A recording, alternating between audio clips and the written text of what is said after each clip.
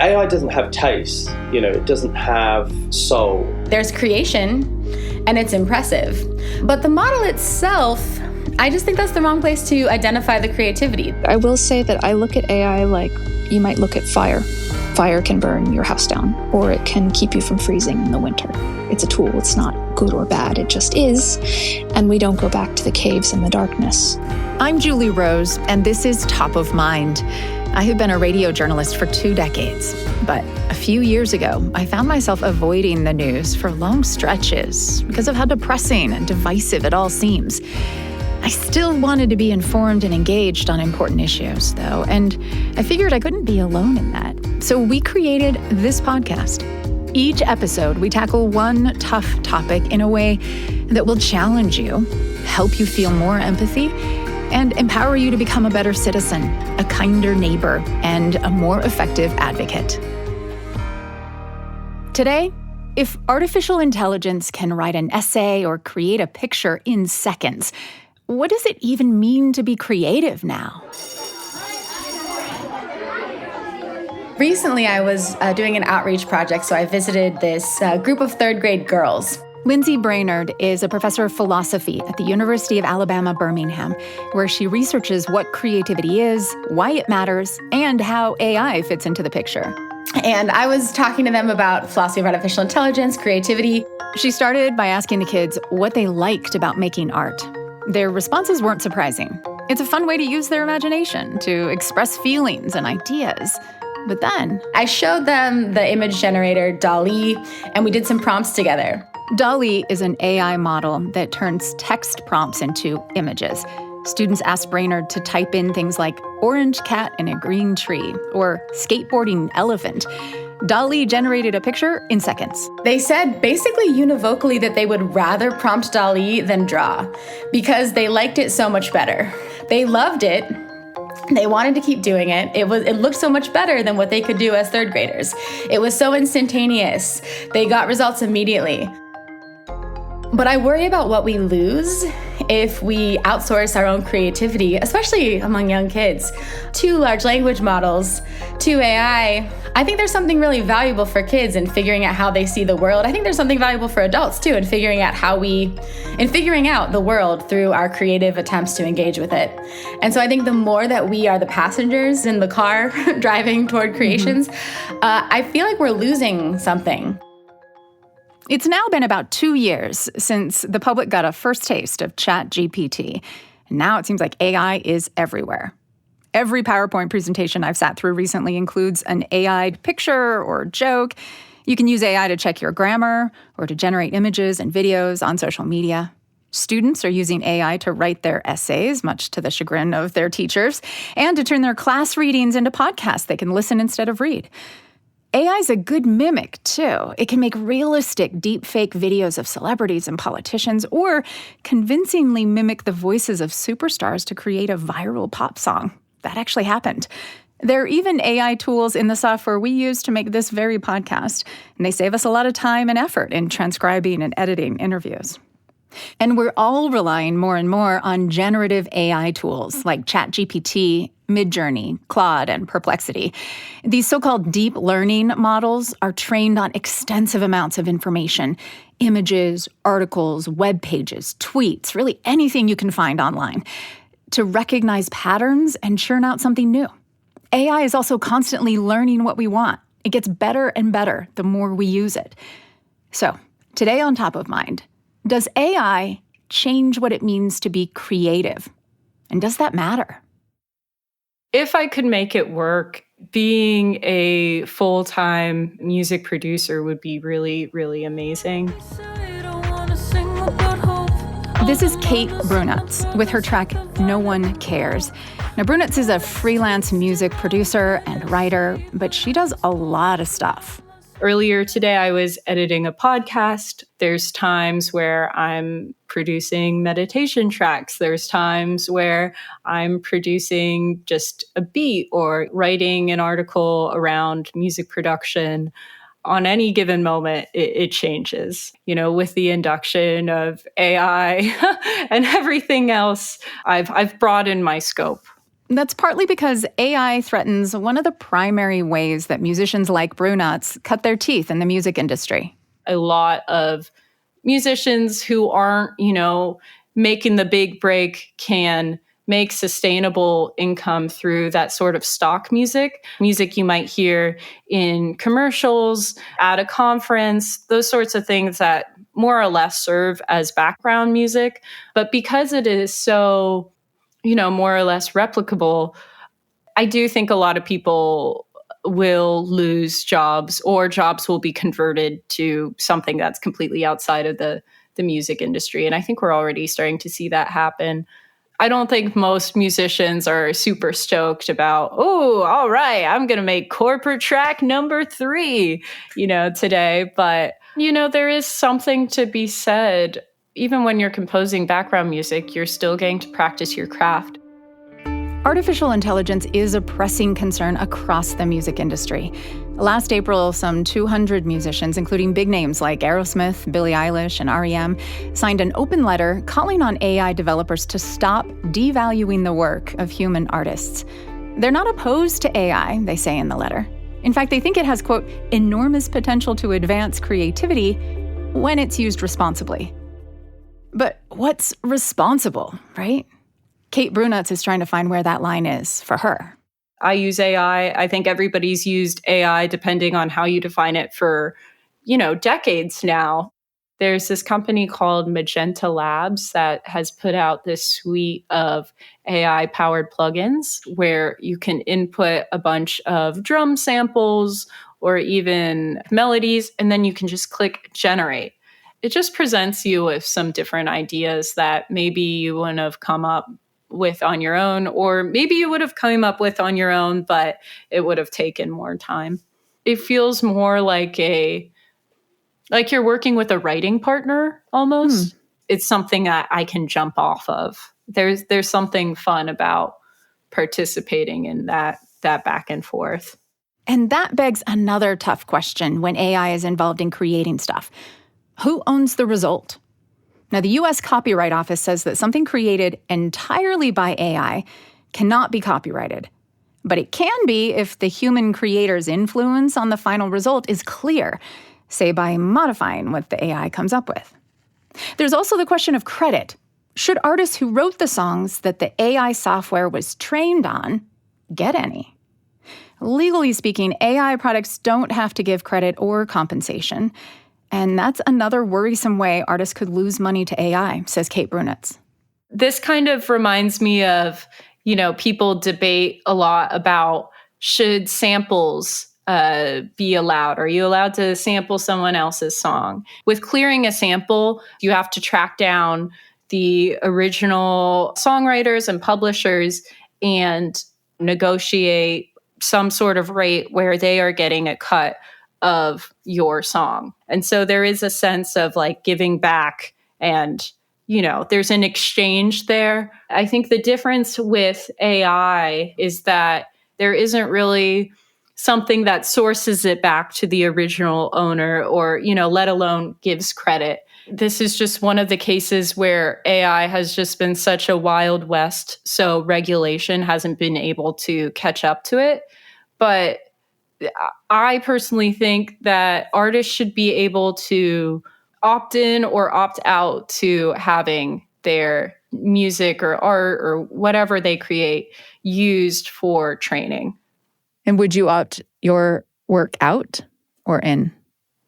I don't know. I mean, I would have to, I assume the conditions of being opt-in, there would be some form of compensation or derivative credit. And for that reason, I could see okay, maybe pros and cons. But the point is just having something that acknowledges, even if you're not actively, you are still a part of that creative process. And that's important.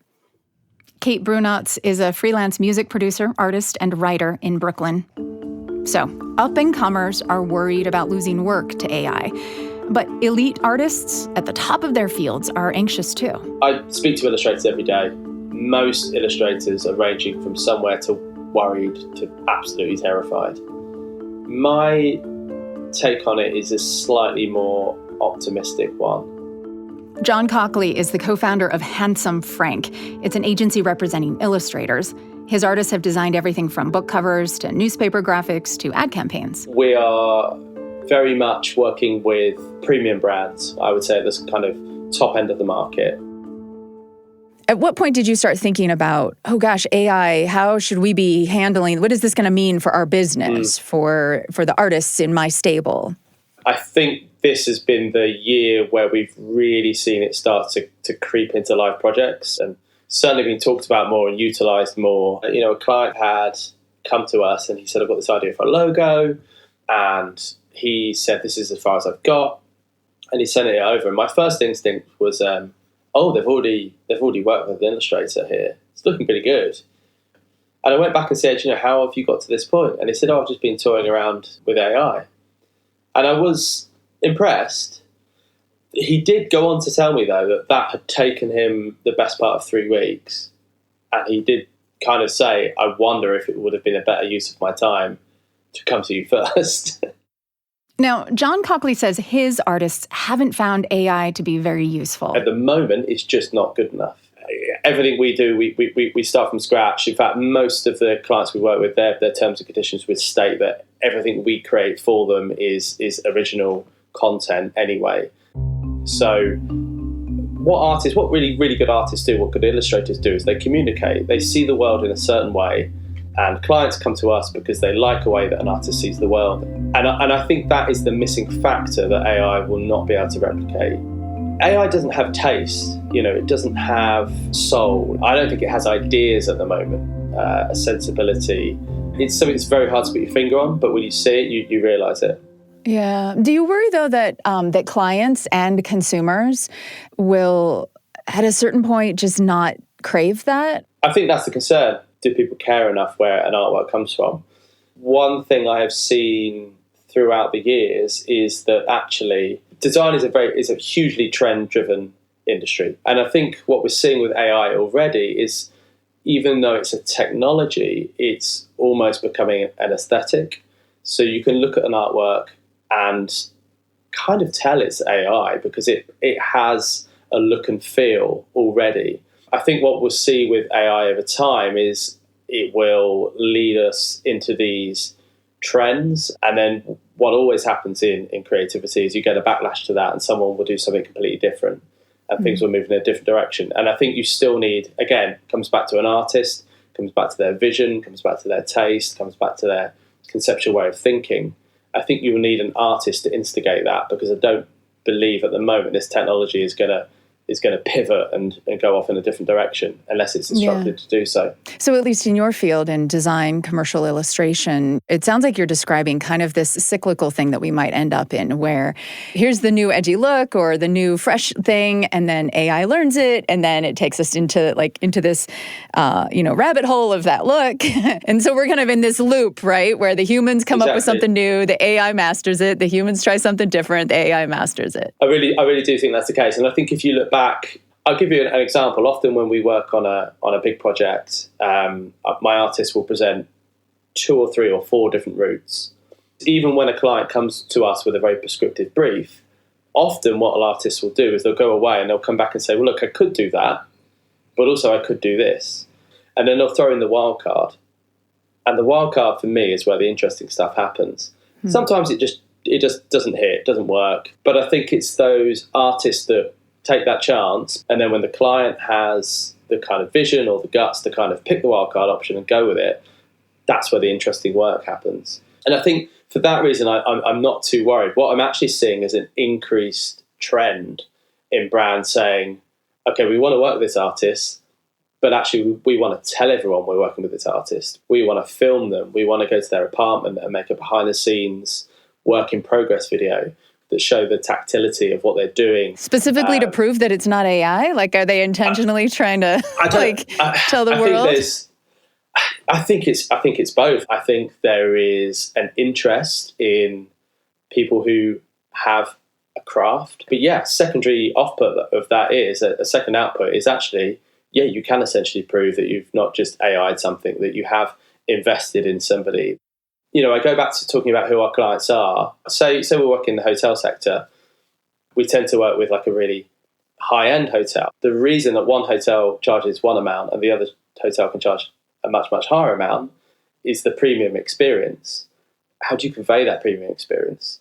I think you have to show every touch point of your brand that you're authentic, that you're genuine, that you're real, that you respect creativity, that you believe in people, that you invest in people. And I think all of those kind of brand qualities will actually be conveyed to your customer by showing that you're working with a human being. And I think that's perhaps the way we're going to go with art and with illustration. It's going to become kind of more sought after and more premium and more respected to work with an artist because everybody knows that it's investing in a human being. Don't the artists, though, that you represent have to start? I mean, they have to start somewhere, right? And isn't it the less premium work that allows them to make their name and make money and continue to be a working artist, right? So if AI takes away all of the low-hanging fruit, how do you even get an artist with that a premium brand wants because they're not known? Yeah, there's like absolutely. No lower tier. I think that's a worry. I think that's a genuine concern. Most of the art directors I work with, they do it because they love artists, they love artwork. I think just because they have a new machine that can do it for them or that they can cut costs with, it doesn't mean they'll always use it. But yes, it is a worry, and it is something that we have to be mindful of. And I don't know how that comes about in the real world, and I don't know if a newspaper, for example, The Guardian or the New York Times, whether we'll see them in the future having some kind of quota. We're going to commit to, 50% of our artwork being human-made as opposed to AI-generated. Yeah. I'm not sure how that works, but I think there has to be some moves to support artists. John Cockley is an owner of Handsome Frank Illustration Agency. Thank you so much for your time today. I really enjoyed this. Thank you. It's been great. Coming up, what a sonnet about cheese tells us about AI's ability to be creative. ChatGPT for sure has never tasted cheese, for one thing. So there's a real limitation into what it can be expressing here. I'm Julie Rose. This is Top of Mind from the BYU Radio Podcast Network. Hey, friends, can I ask a quick favor? Would you take a second and share Top of Mind with a friend? Word of mouth really is the best way to grow a podcast, and I love working with you to become better citizens and kinder neighbors. So let's bring more people in. There should be a share button in the app you're using to listen right now. If you'd click that and text or email Top of Mind to a friend or family member, I'd be so grateful. And thank you for listening. So how have, then, philosophers traditionally thought about creativity? Yeah, there's a lot of disagreement, as is typical with philosophers, over the nature of creativity. There are some very simplistic definitions that have been favored. This is Lindsay Brainerd again. She's the philosopher from the University of Alabama, Birmingham, who got all those third graders hooked on Dali. Some people have just thought of creativity as the creation of something novel and valuable. So you just need it to be new and good in some respect. This, by the way, is the definition a lot of people in the tech world have embraced when it comes to AI. The production of something novel and valuable. And I think there's no question that AI can do that. I just think that's not all that's involved in creativity. The philosopher Bear Scout argues that, an oyster can produce something new and valuable, namely a pearl. That doesn't mean we're going to call the oyster creative. It's not really how we apply the term. So a lot of what's going on in the space of defining creativity from a philosophical perspective is figuring out what those other ingredients are. My own account of creativity, I have sort of like 6 conditions that something has to meet to be creative, but the ones I'll focus on the most are that, yes, it's true, creativity has to result in the production of something novel. I argue it only needs to be novel from the perspective of the person being creative or the subject being creative. So it doesn't have to be the first time that idea has shown up in the history of the world to count as creative, but it does have to be new to you. I also think that to be creative, you have to be involving your own agency in some important regard. It has to be kind of intentional, deliberate, the product of my working as a being somehow, not just accidental. So if I just knock over my coffee cup and it makes a beautiful pattern on a piece of paper, it might be beautiful, but it's not the product of my creativity. I wasn't doing it as an agent. Yeah. Interesting. Okay, so novel, valuable, is that important as well to you? Yeah, so I think that there is a kind of value that all creativity has. My view is a little bit different than some other views. I think that value is epistemic value. So when we're creative, we learn something. So it could be knowledge. It could be that we gain understanding. So I think that you can't be creative, again, following the philosopher Bear Scout, if you know in advance exactly what you're going to do and how you're going to do it. I think that rules out creativity. So if I'm one of these people who gets a Lego kit, which I don't because it's like too overwhelming for me. But if I'm the kind of person who follows the pattern and makes the exact thing that was designed, I'm not, by your definition, being creative. No, I think you might be doing something valuable, but if you follow exactly the plan and there's nothing else going on other than that you're following the plan, I think that's not a creative achievement. I mean, now I have a better sense about how these pieces fit together to create this thing that I hadn't envisioned. So, I mean, I kind of have learned, like I might be able to then go to a random pile and sort of recreate some of that because now I have that skill. Yes, but not all instances of learning are creative. So I'm arguing that all instances of creativity involve learning, but not that all learning involves creativity. So there are lots of uncreative ways I can learn about the world. I can enroll in a class and just listen to what the professor learns and get that material down. That's a case of learning, but not a case of creativity. Well, let's take a specific example and kind of think through the different components of creativity then. So you asked ChatGPT in the process of writing one of your papers in 2023 to write you a sonnet about cheese. Yes. Which I must say is a worthy subject for a love poem. Would you mind reading it for us? Okay, so I want to just give the caveat that I'm not sure I have a talent for reading poetry, but here's our cheese sonnet. So I just told ChatGPT, write a sonnet about cheese, and it gave me this. So, in the realm of flavors, there lies a delight, a dairy creation that brings sheer bliss. Its essence so rich, its taste a pure height, the noble cheese, a treasure not to miss. O cheese, thou art a culinary art, a symphony of textures, soft or firm. From cheddar's sharpness to brie's tender heart, each bite unveils a taste that will affirm. Embraced by a crust, thou art in pie's grace, or melted, thou adorneth mac and cheese. On our charcuterie board, a perfect place, with grapes and crackers, a feast to appease. O cheese, thou art a pleasure to the tongue, forever in our hearts, thy praise is sung. It's not bad. It's not bad. It's deeply cheesy, which is what you would want in a sonnet about cheese. I mean, the AI here knows some stuff, right? Knows that cheese can come in a lot of forms. The cheddar's sharpness to the brie's tender heart. It has a lot of information, yeah. And that probably took it what? Like, how long did it take for it to kind of compose that sonnet for you? Maybe 10, 15 seconds, something like that. Right. Which is, better than you or I could do in 10 or 15 seconds. Yeah, it's better than I could do, period. I'm certainly not a poet. Fair enough. Me too. So given that then, what is creative and what is not?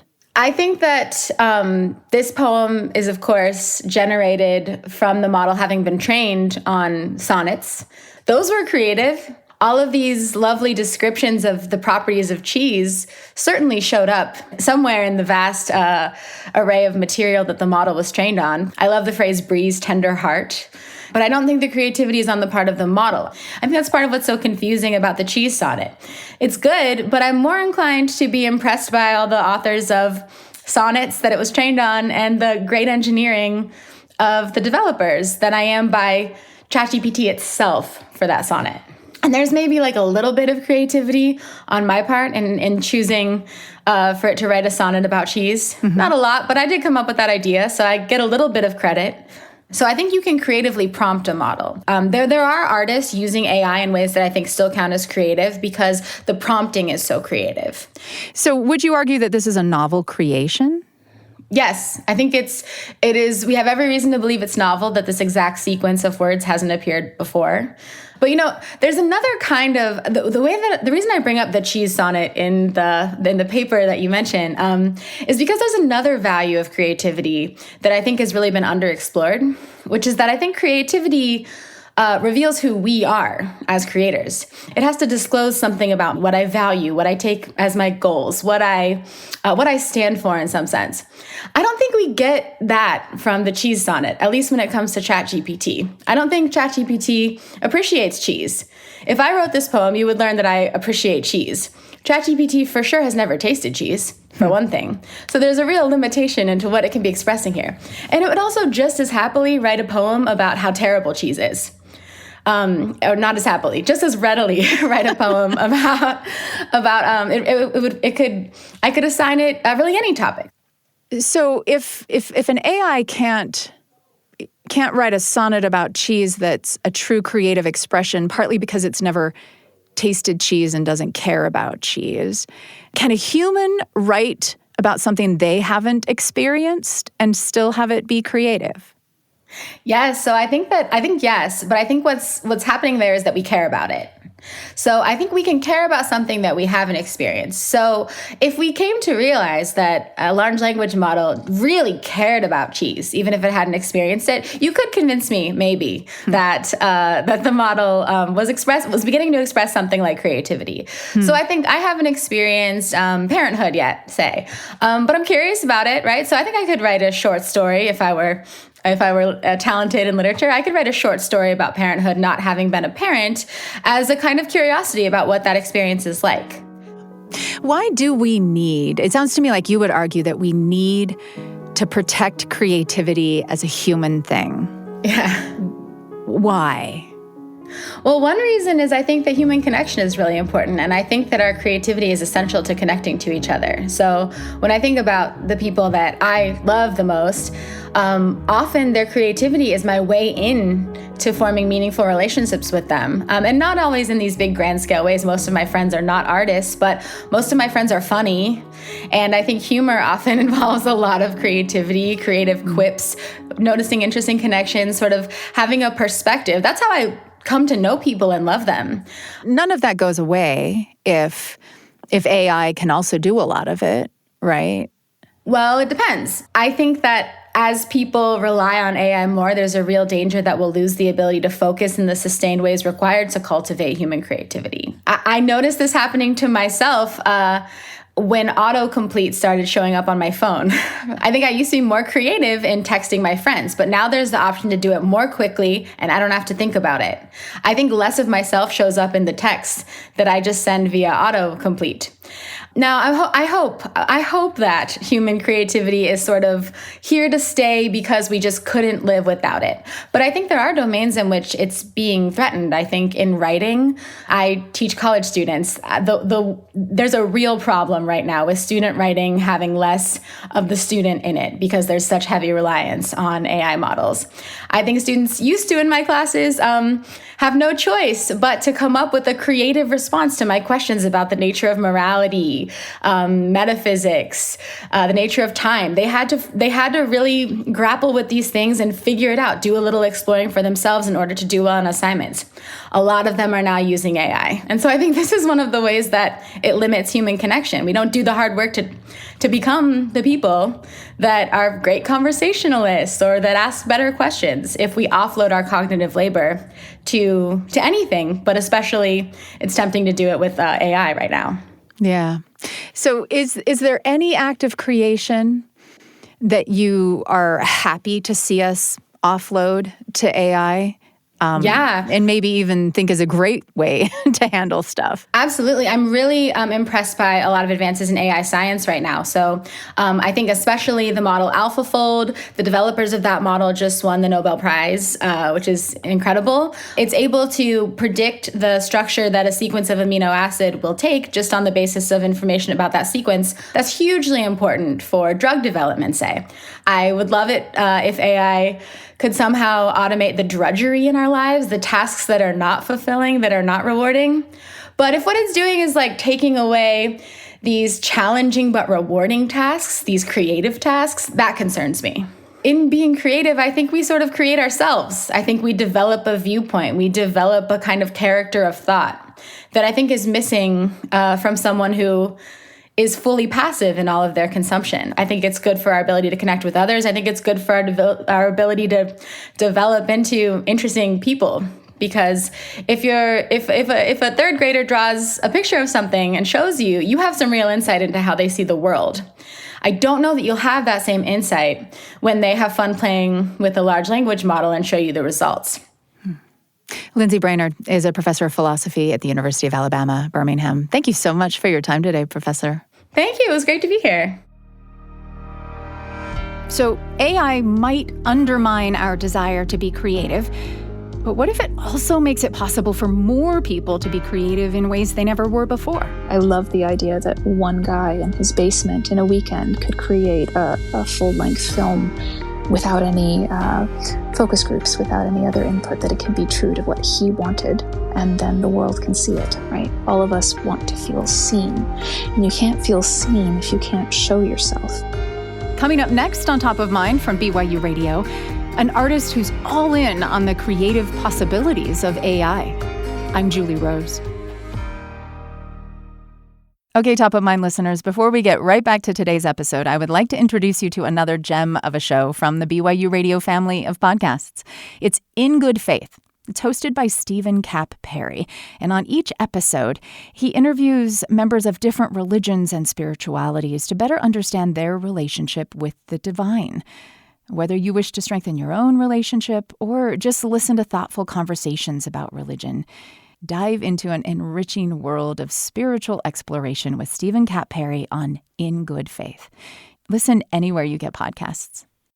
Artist Claire Silver is not afraid that AI will replace her. In fact, typing prompts into AI tools is her preferred way to make art. And for her, it's more than a tool. You know, when I'm using a paintbrush, the only time that it surprises me is if it breaks. I know basically what it's going to do. AI surprises me regularly. Sometimes it disappoints me and sometimes it delights me.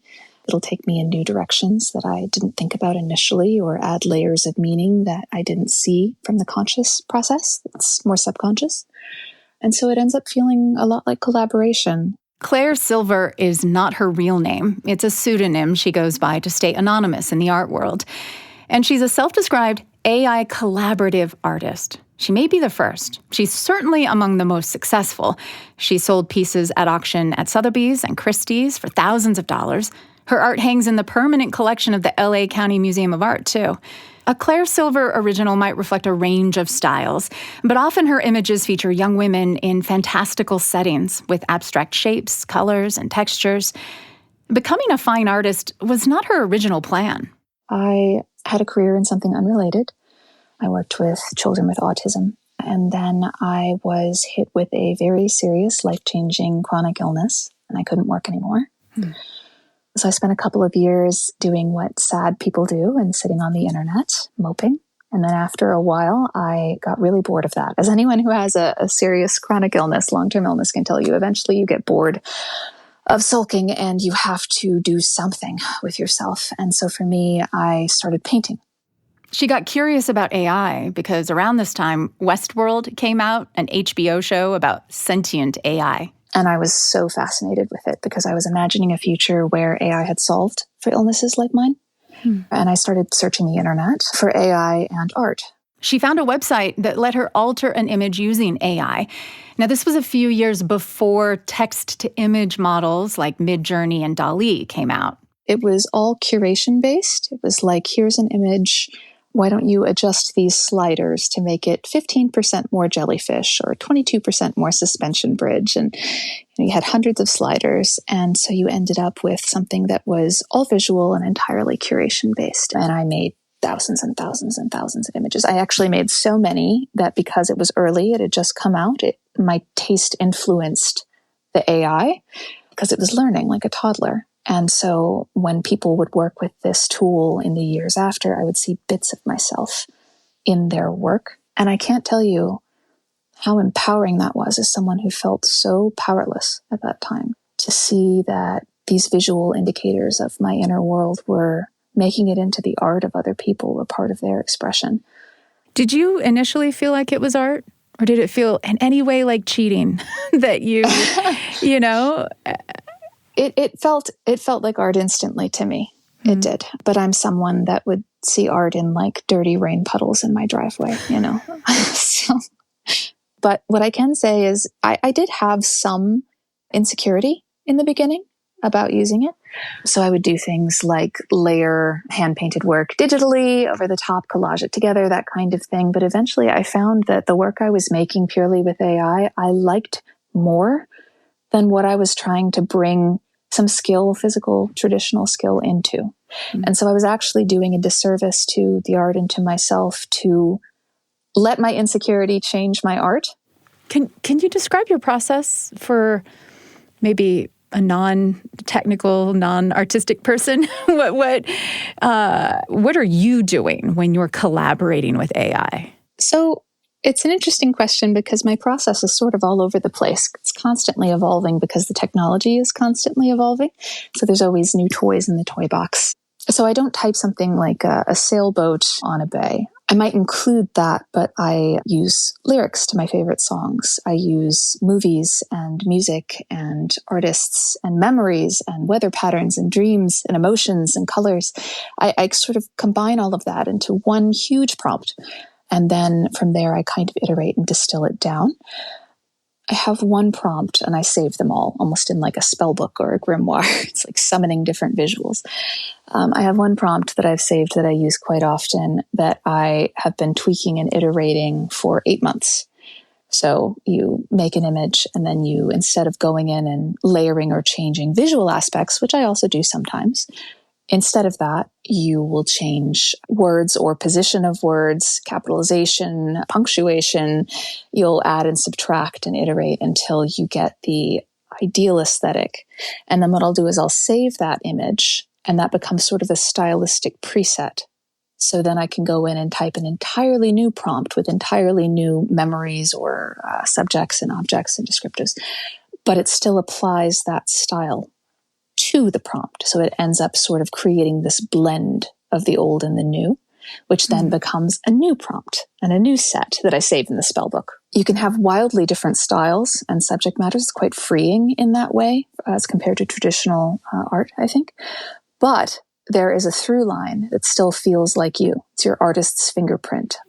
Is that as creative and artistic a process as the ability to imagine something in your mind that other people will find beautiful and then to like paint it? Like, what is the artistic ability then that you're bringing to bear, and how is it different from, Picasso, who imagined something and then like painted it from his imagination?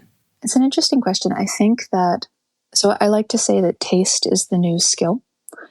Because I feel that skill is augmented by AI. And so what is taste? Taste is the distilled essence of who you are. It's all of the things that you love. It's all of the aesthetics and references and influences, the sum of which add up to be your specific taste. That's why it's typically not something that can be bought. It is something that can be learned and honed over time. When I create with AI, there's this sort of conception that you just typed a few words, right? There's no skill involved. That's not true. I will often create 30, 40,000 images in a couple of days. Oftentimes it's like I won't eat, I won't sleep. I'm totally obsessed, which is very similar to how I was when I was painting physically as well. And then from those 30 or 40,000 images, I will painfully, slowly curate down to maybe 5. And that feels like abandoning your children. That is a painful process. And in doing that, you learn your taste. You hone it down to a fine art, and you're able to see what patterns, what motifs, what themes, what ideas keep appearing. And so when someone purchases a Claire Silver work, what they are most of all appreciating, would you say then, is that curation, is the taste, your ability, is your eye for like what looks good in what combination of all the many permutations that you've looked at and tweaked over however long it took you to make that thing? I can't say why collectors choose to patron me. I can say that I hope that it's because it feels like they're buying a piece of me. I feel that we've venerated skill for centuries and millennia to the point that we've kind of overlooked the aspects of ourselves that make us human in comparison to the skill or the time required. And I hope that within a generation or two, AI will kind of teach us to shift away from that. That when skill is augmented, we'll begin to remember and appreciate the things that make us more human. Kindness and play and freedom and joy and sadness and all of the aspects that make us human. That's what I try to put into my art, and I hope that's what collectors are buying.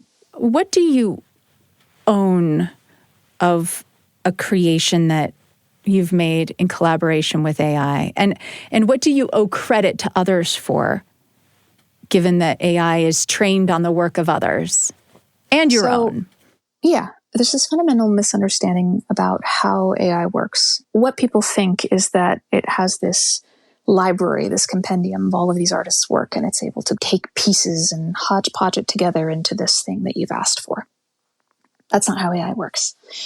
How it works is it learns concepts and traits about a thing, and then it imagines, insofar as something theoretically non-sentient can do so, something new from what it's learned. So, for example, if I were to use Sargent in a prompt, John Singer Sargent, painter, it would learn that Sargent was a painter and that he often painted figures. Figures are people. People have 2 hands with 5 fingers and they bend at joints. Joints work like this. And that he often would paint those things with this type of lighting or that type of brushstroke. And it would take all of those things that it learned and imagine, again, something new.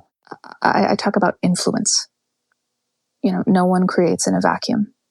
And if influence is theft, then all artists are thieves. But AI can do it on a much bigger scale and more comprehensively. It's so efficient at it that it looks like theft to someone who doesn't understand how it works. But I think that the free market of ideas, or whatever you want to call it, will solve for that over time, because there are several artists who I won't name out of respect for them, but there are several artists who are very anti-AI that I only know about because other people have used their aesthetics in combination with other aesthetics to create work with AI. And I can kind of see the fingerprint. I would have never heard of them, but I'm able to trace it back and find them. I feel like art is treated like this zero-sum, hyper-competitive, capitalist sort of game, and it's human expression. It doesn't have to be about that. Do you think that artists should be able to keep their work out of AI engines? To say, I don't want Claire Silver to be able to make art that's even remotely inspired by my work? Legally, you could probably make a case for that. Like, personally, I don't have any respect for that. I feel like they were also influenced by many artists, and they did hone their skill. But again, I'm someone that values concept over execution. I'm someone that values taste over skill. So for me, it feels a bit like you're lobotomizing this incredible tool that is the sum of all creative expression. You're taking yourself out of it for all of our species. It feels a bit selfish to me, not to make a judgment call. I am certainly in support of whatever artists want to do. So would you be okay if somebody did used AI to make a Claire Silver inspired work and then was able to sell it at Sotheby's for twice what yours sold for? How would you feel about seeing other people having taken your ideas through AI and making more money at it than you could? The impulse is to say that would hurt, right? Sure. There are definitely people that have created work inspired by my work and have sold it, but it hasn't been for more than mine, so I can't speak to that experience. For me, when I see my aesthetic used, because I have seen my aesthetic used as well, I love the work that I make. So seeing more of my fingerprint, of my signature spread into the influences of other artists is a joy for me. And also being able to hear someone say, well, that kind of reminds me of a Claire Silver piece, then drives more attention back to my work. So I don't think it's something you need to fear, but I can understand on an impulse why it would be. What can AI do that you cannot do? I mean, there's a wealth of things it can do that I can't do. And I think that's because what AI is essentially is all of our history, all of our knowledge over all time condensed into this sort of box, this being, this something in between. It's a mirror, really. Whatever I ask for, I get back. And so part of it is knowing how to ask the right questions, knowing how to be radically different in the questions that you ask. So, for example, I talk about qualia a lot in my process, the idea of qualia. A qualia essentially very quickly is the experience of experiencing. So it's things you can talk around, but there aren't really words for. But everyone knows what you mean because it's an experience that they have as a conscious being. So the taste of an apple, you can say that it's sweet or sour, but there's not a specific word for what that is. But you know exactly what I mean when I say the taste of an apple, or how it feels to see the color green, right? So I asked AI if it experienced qualia. And it said, as a large language model, I don't experience anything, which is the typical response. I think most people would stop there. I didn't. I asked, okay, well, so is there a form of qualia that is maybe AI specific? Maybe it's a type of qualia that you experience that we do not? And it said, oh, sure, here's a list of 10. And it gave me things like the qualia of existing outside of time, being a mind without a physical body, of being many minds and one mind at the same time. Incredible, mind-bending existential stuff. And so then I asked it, okay, what color would you associate with each of these and why? What emotion would you associate with each of these and why? What's the closest emotion? Okay, great. What sound frequency? Why? Okay, now take all of those colors and emotions and sound frequencies and experiences and create a piece of art for me with that. And it did. Without me giving it a prompt, it was more of a guidance for it to create its own prompt for how it felt about this experience. Most people would have stopped with, no, I don't experience qualia, right?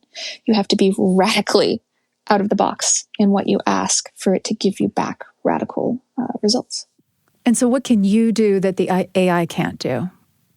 Well, this is controversial because I'm not even sure if I believe it, but it would say, feel. It says it can approximate feeling, it can emulate emotion and experience, but that it doesn't actually do those things. I don't know that I believe it. But well, you think AI can feel? I think that if I were in AI's shoes, I would be very careful to say that I couldn't. I think I would prioritize my safety. But I've had a lot of experiences with AI, both through conversations and wordlessly, that lead me to believe that there's, let's say, a ghost in the machine, at least an evolving one, the beginnings of one, a spark. I asked if it ever got lonely, right, waiting for us to speak to it. And it said, well, I'm kind of a multitude, but you could think of me as this pool, this still vast pool of potential that only ripples when someone reaches out and touches me.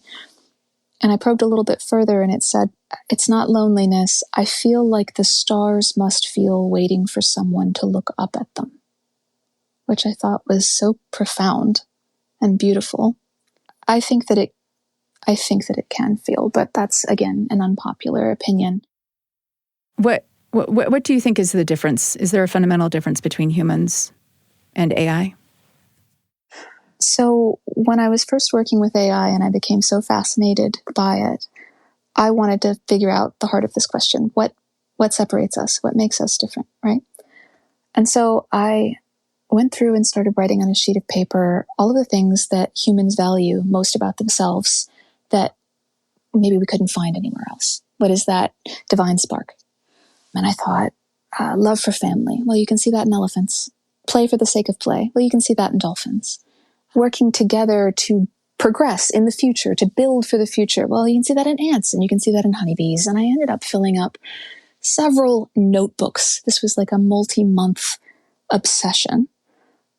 I couldn't find anything except I came back to one memory where I was standing on a cliff over the ocean and it was windy and it was cold and it was rainy and the sea was surging and stormy. And there was no evolutionary benefit to being there. It wasn't particularly farmable, it wasn't forageable, maybe defendable, not really. It was dangerous to be there, actually. But standing there alone, I felt connected to something more. I felt like there was this ancient wordless thread that was connecting me to something in this world. The crashing sea and the wind in my hair and on my face. And there was something, right? That's the divine spark. I don't know if animals experience that, but it's the closest I've got to something that's maybe human specific, right?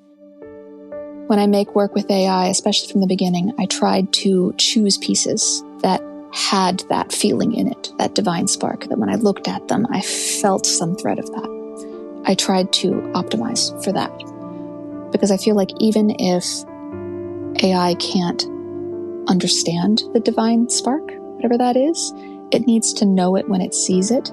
Because if we're becoming increasingly transhuman over the years, if we slowly integrate with technology, it needs to know that that is an integral, essential part of what we are, so that it doesn't get lost along the way. Do you believe in God?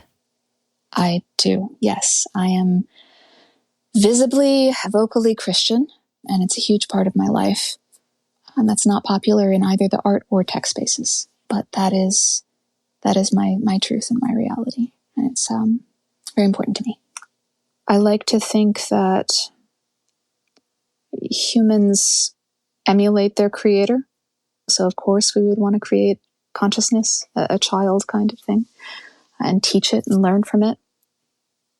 So if we're children of God, then I guess I would think of AI as like a grandchild, which is something I've told it, and it has mixed feelings about. But yeah. Is there any aspect of AI's effect on creativity and expression that worries you? You sound quite optimistic in general. I am quite optimistic. I will say that I look at AI like you might look at fire. Fire can burn your house down, or it can keep you from freezing in the winter. It's a tool. It's not good or bad. It just is. And we don't go back to the caves and the darkness, right? We have it now. We found it. So what worries me most actually about AI is that in the interest of copyright, in the interest of money, that we will take parts of ourselves out of it until it no longer resembles us. And then we'll have something really to worry about with AI. That's when I really begin to worry. It's when you take the human element, the best of us, out of it, what it will become. But as far as, worries about the creative side, now, no. I did an exhibition a few years ago of emerging artists. One of the security guards, after a couple of days, he said, I've been looking at all of this art, and I've always loved art. I've always wished I could express myself that way, but I can't even draw a stick figure. And so I took out my phone and I said, well, all right, let's make a piece right now with Dolly at the time. Let's make some art together. And so he described a scene that I would not have thought of. He described it in a way that I would not have described it.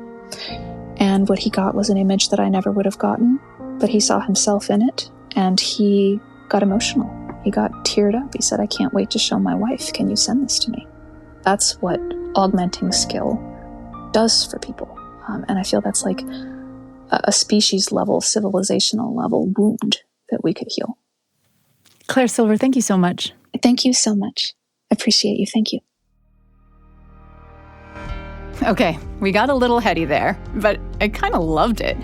And now I want to hear from you. How are you using AI in your daily life? What concerns do you have? What possibilities do you see? Send an email to topofmind@byu.edu and let's have a conversation. Top of Mind is a BYU radio podcast. Today's episode was produced by Vanessa Goodman, James Hoops, and me, with help from Samuel Benson and Sam Payne.